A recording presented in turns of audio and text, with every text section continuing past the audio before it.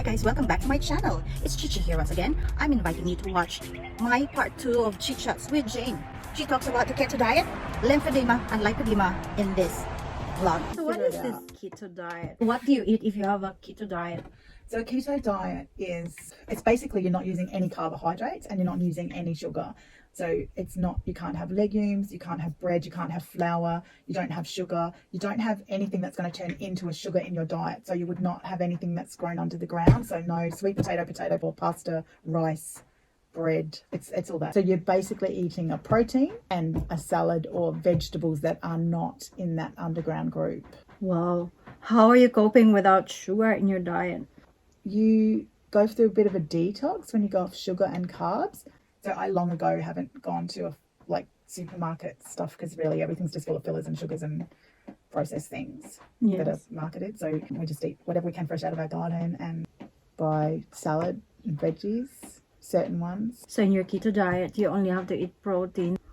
That eliminates the fruits. It eliminates a lot. So technically you wouldn't have dried fruit, for example. You could have a little bit of fruit if you were desperate. So I have a little bit sometimes because I've been on a slightly different thing. It's like the inflammation diet plus doing intermittent fasting. So as you know, I haven't eaten breakfast today. I won't eat until 12. And I'll have like a protein shake. Did you bring some? I didn't bring some this time, but it's actually a pea protein. It's like to make sure you're getting enough protein because it's important if you're on keto that you're having the right amount of supplements. And because it is a very strict diet, you've got to do it really carefully. You've got to make sure you have greens every day. You get low iron or you just want to make sure you have enough of everything. So it's a little bit, you've got to do a little bit of research, work with a lady she manages. As you know, I've got lipedema, lymphedema, so they're kind of complex conditions. So there's a lot of management around them. So I work with someone who helps me make sure I'm getting everything that I should. I read about lipedema and lymphedema last night, and it's full on. It is. So now that I know what it is, because I think we talked about it before, it took me a long time to find out what it is. It's not very widely known and there's a lot of misunderstandings about what's going on for your body, and you're talking to a doctor and basically so lipedema is from hormones. It can come on set from genetics. They really don't know enough about it. They're still learning about it and there's not a lot of funding going into it, so it's one of those things that not everybody's heard about. The effect on your body is that your lymphatic system, your lymph fluid is basically pushed into your fat.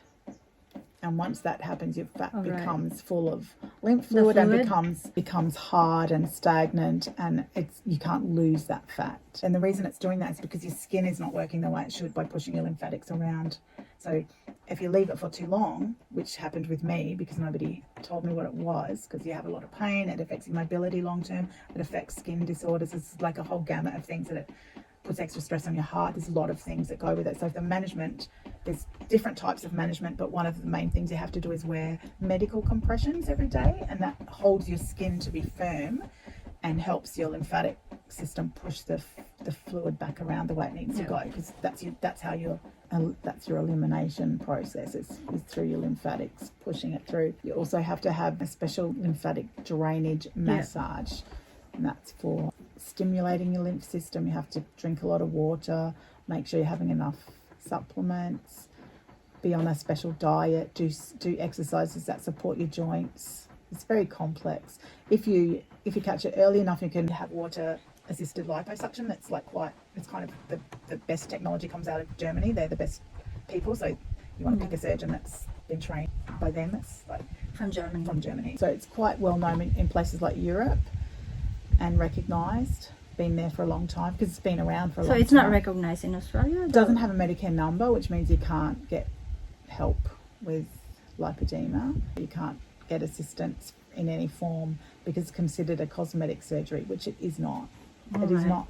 You're not doing any of that. You're on a private health insurance, do they recognise it? They don't recognise it. Medicare don't recognise it, so it's not something you can go to a hospital and have done. You can go to a plastic surgeon, but because it's so tied up in your lymphatic system, for me, that wouldn't feel like a safe choice, especially because I've got later stage.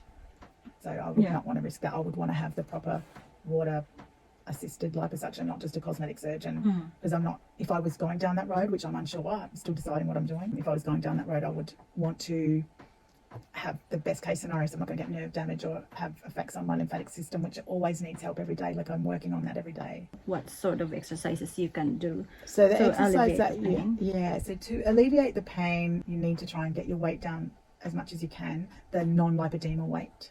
So there's your normal weight where it's just normal fat, and then there's the lipedema fat that's been converted by lipedema. So you cannot lose that fat. You can only lose excess fat.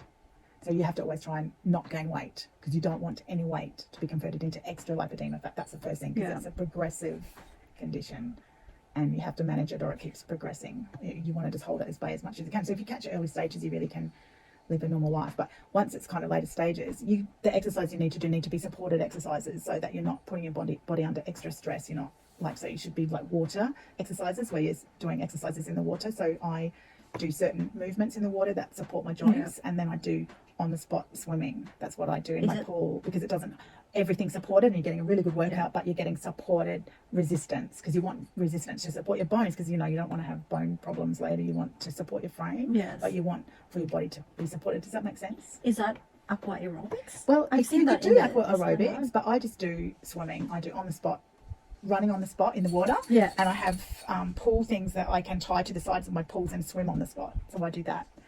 Oh, And I okay. do like joint exercises. So I do circles. I do circles on my neck and circles on my wrist and circles on my arms. I do big Circles circles like in the this. water. Just circles like this. Circles Circle like, like that. this. Like this. I do 10 big ones both sides. This is not an isolated case. What can you No. tell all the lipedema and lymphedema sufferers watching you at this stage? I would say, like, get onto a support group or have a counsellor you can talk to, because it's really affecting your physical and mental well-being. Like, you need to stay positive, and it's an everyday battle that you've got to face. Coming to terms with any kind of big condition is always tricky for someone, and you know, people like don't understand. Like, they just see you walking past and think you just eat lots of pizza and soft drink, and that's never what is going on in people with lipedema, because they, you know, you can't afford to let the ball drop. You have to Yes. always be On guard. managing it every day. So yeah, getting the support and trying to do something that doesn't increase your stress levels, because your stress levels also Yeah. affect your inflammation, and inflammation is the main problem with lipedema.